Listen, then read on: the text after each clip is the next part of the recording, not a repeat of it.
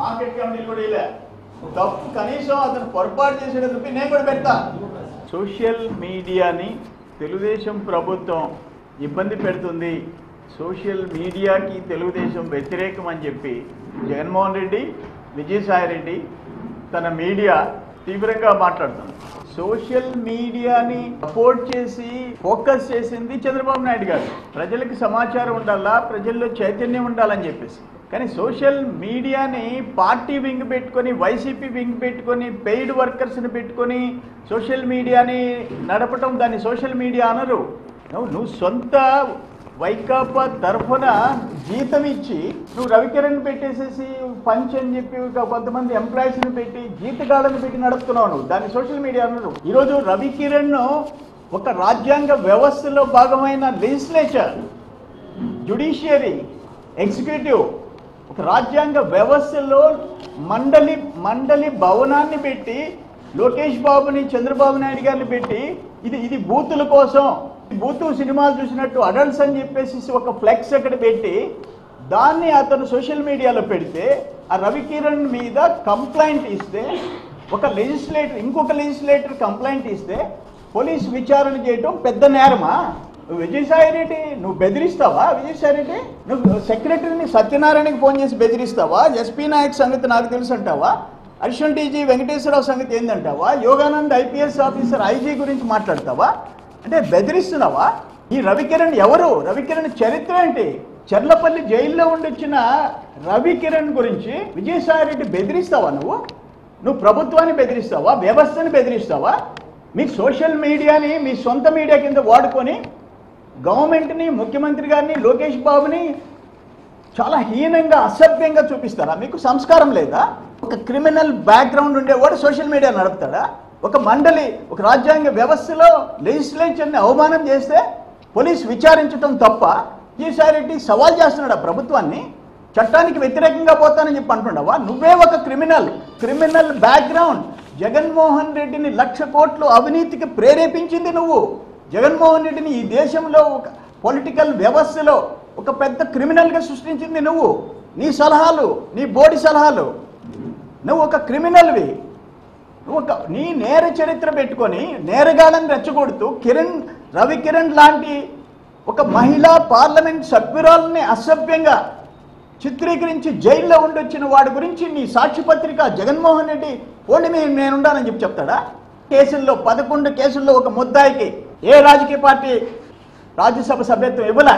ఈరోజు జగన్మోహన్ రెడ్డి చరిత్ర criminal background, Vijayasai Reddy చరిత్ర అంతకంటే క్రిమినల్ బ్యాక్గ్రౌండ్. మీరు క్రిమినల్స్ని రెచ్చగొడతామంటారా? ఎక్కడ న్యాయం అని చెప్పేసి అడుగుతా ఉన్నాను. మీ బెదిరింపులకు మీరు చేయండి, మీరు వ్యవస్థల్ని కించపరిచే పని చేయండి, చూస్తాం. ప్రభుత్వానికి సవాలు విసురుతారా మీరు? మీ సాక్షి పత్రిక ఈరోజు సంఘ వ్యతిరేక చర్యలకు పాల్పడతాం. సాక్షి పత్రిక జగన్మోహన్ రెడ్డి లాంటి ఒక వ్యక్తి ప్రతిపక్ష నాయకుడిగా ఉండటం. ఈరోజు జగన్మోహన్ రెడ్డి ఏమంటాడు? ఓన్లీ మీ ఇష్టం, సోషల్ మీడియాలో ఎవరేం చేస్తారో చూస్తామంటాడు. విజయసాయిరెడ్డి ఐపీఎస్ ఆఫీసర్ల పేర్లు చెప్పి వీళ్ళందరి సంగతి చూస్తామంటాడు. ఏం కొమ్ములు వచ్చినాయా విజయసాయిరెడ్డికి? నీకు 11 కేసుల్లో జైలుకి పోయిచ్చావు 16 నెలలు విజయసాయిరెడ్డి. చాలదా? ఇంకా పోతావా జైలుకి? చాలా నేరం ఇది. మీరు దీన్ని ఈ రాష్ట్రాన్ని ఏదో గతంలో బీహార్ లాగా, ఉత్తరప్రదేశ్ లాగా ఆంధ్రప్రదేశ్ని మార్చాలని చెప్పేసి ప్రయత్నం చేస్తున్నారు. రాజ్యాంగ వ్యవస్థల్ని కించపరిచే దానికోసం రవికిరణ్కి జీతం నువ్వు శాలరీ వైట్ ఇస్తున్నావా, బ్లాక్ ఇస్తున్నావా? చెప్పు నువ్వు దమ్ముంటే. నీ బోడి సలహాలు, నువ్వు ఆడిటర్గా ఉండి నీ బోడి సలహాలే నీ ప్రేరేపితమే. ఏమైనా చెయ్యి, రాజశేఖర్ ఉండేటప్పుడు ఎన్ని కోట్లైనా సంపాదించు, భవిష్యత్తులో బంగారు మేడలు కట్టుకోవచ్చు అని చెప్పి నీ సలహాలే జగన్మోహన్ రెడ్డి ఒక క్రిమినల్గా తయారైనాడు. జగన్మోహన్ రెడ్డి ఈ దేశంలో ఒక అతిపెద్ద అవినీతిపరుడిగా మారాడు.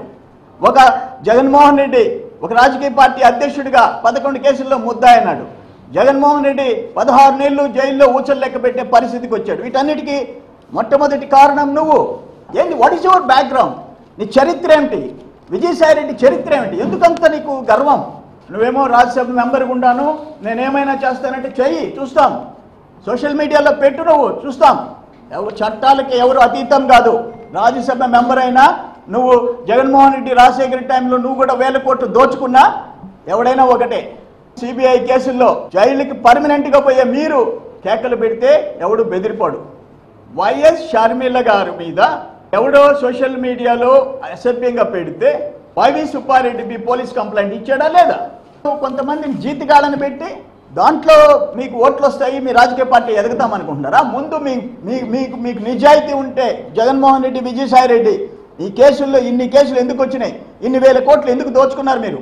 వాటికి సమాధానం ఒక్కసారి నోరు తెరిచి ఎగిరెగిరి మాట్లాడుతున్నారు. నీ మీద ఎందుకు ఎన్ని కేసులు ఉన్నాయి, ఇన్ని వేల కోట్లు ఎందుకు వచ్చినాయి, ఎట్టొచ్చినాయి మీ కంపెనీల్లోకి? సమాధానం చెప్పండి. చెప్పలేనోడివి ఇంకొక క్రిమినల్ గురించి వెనకేసుకొని వచ్చి అధికారులను బ్లాక్మెయిల్ చేస్తావా? ఈ బెదిరింపులు తెలుగుదేశం ప్రభుత్వాన్ని, అధికారులని, వ్యవస్థల్ని బెదిరిస్తే కుదరదు. గుర్తుపెట్టుకోండి, నువ్వు నీ జగన్మోహన్ రెడ్డి. రాష్ట్రం నాశనం అయిపోవాలి. మీ టార్గెట్ విజయసాయి రెడ్డికి, జగన్మోహన్ రెడ్డి. ఈ రాష్ట్రం సర్వనాశనం అయిపోతే, ప్రజలు కష్టాల్లో పడితే అప్పుడు మేము వచ్చి ఆ ముఖ్యమంత్రి సీట్లో కూర్చోవాలి. ఒక పద్ధతి ప్రకారం సంస్కారవంతమైన రాజకీయం మీరు చేస్తున్నారా? సంస్కారవంతమైన రాజకీయం. రాష్ట్రపతి స్థాయిలో ఉండే ఎల్కే అద్వానీ గారు పోయి బోన్లో నిలబడుతున్నారు. ఇటు రవికిరణ్ ఎంత, ఇటెంత, ఇటు అర్హత ఎంత, ఇటు స్థాయి ఎంత? దానికోసం ఊగిపోతారా మీరు? ఏం మీ నాయన ఉన్నప్పుడు దోచుకుంటున్నప్పుడే బ్రహ్మాండంగా ఉండిందా? మట్టి పనులు చేసుకుని కోట్లు దోచుకుంటా ఉండంటే అప్పుడు మాత్రమే బాగుండింది. సాక్షికే ఈ 3 సంవత్సరాల్లో అరాచకాలు జరిగిపోతున్నాయా?